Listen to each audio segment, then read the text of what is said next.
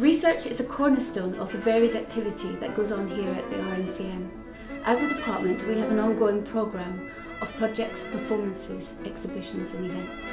For example, to mark the centenary of World War I, we've been awarded an Arts and Humanities Research Council grant to look at the musical lives of students at the RNCM, then called the RMCM, during World War I, as well as amateurs and professionals in the city. And it's an exciting collaboration with the Halley Concert Society and with the Henry Watson Library. And we're going to have a programme of exhibitions, of discussions and performances. So we have students specialising in historical performance who study music from many cultures and across the centuries. I'm always have been passionate about historical music, and this place allowed me to immerse myself in this world.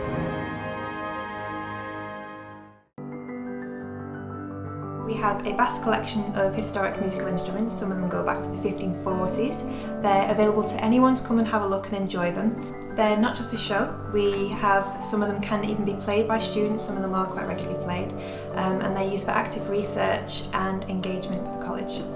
In our archives we've got thousands of individual items, including music scores, we've got letters, minute books, photographs, artworks, really intriguing, unique stories they tell. Some of my favourite items are the letters that were written to various principals over the years, particularly letters from people like Tchaikovsky, Grieg and Elgar. We've also got a collection of Charles Halley, who founded the college, so we've got lots of his information and letters about what he wanted for the college and the conversations that happened about building it. It's not just musical instruments and paper records, we also have some quite quirky items like Chopin's death mask and a cast of one of his hands. Many of our researchers are from the School of Composition. We have internationally acclaimed and experimental composers. One, for example, combines music, mathematics and science. I always think of my music as it's a translation of ideas from science into sound. I do think music is inherently mathematical. There are massive links between them. Often it's all about how long a section should be or how many instruments. There's numbers everywhere in music. So, you can certainly turn numbers into notes. Other composers take inspiration from social issues and challenges to create current and topical operas. I wanted to write an opera about moving from one society to another.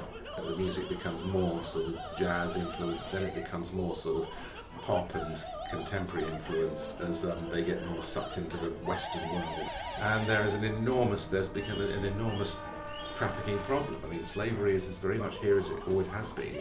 If you want to be a composer, it's best to come to the environment of a conservatoire. You're not writing for a flute, you're writing for a person that plays the flute. And that can only happen when you're in an environment of really exceptional performers. Research at the RNCM is distinctive because it aims to encourage debate and discussion between researchers, music professionals and audiences. Research in the arts and the humanities has quite a challenge to show how its research matters and how it can reach policymakers. And the RNCM managed to do really well at that. It was ranked top in the country for the impact of its research, and it showed in projects such as Anya 17 how the creative research could go well beyond its normal audiences, could go well beyond other academics and actually reach governments and policymakers. We also have a strong reputation in music psychology. Research in a conservatoire doesn't have to be about making music, writing music. Research can be about and with musicians.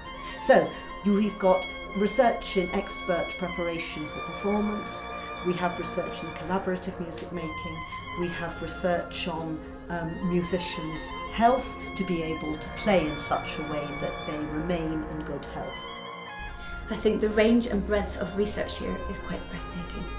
I've just completed my PhD on Adolf Brodsky and European cross-currents in Manchester chamber music in the late 19th and early 20th centuries. And I'm studying women musicians at Conway Hall Ethical Society during the beginning of the 20th century. In my research, I look into performance and interpretation of piano works by 3 Iranian composers who have incorporated Persian references in their Western style of composition.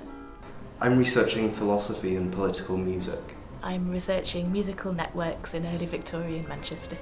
I think the conservatoire environment gives a laboratory atmosphere and a sort of energy to creative research. I think the calibre and diversity of research in musicology and composition and performance studies and in music psychology make it a really exciting environment for anyone interested in research.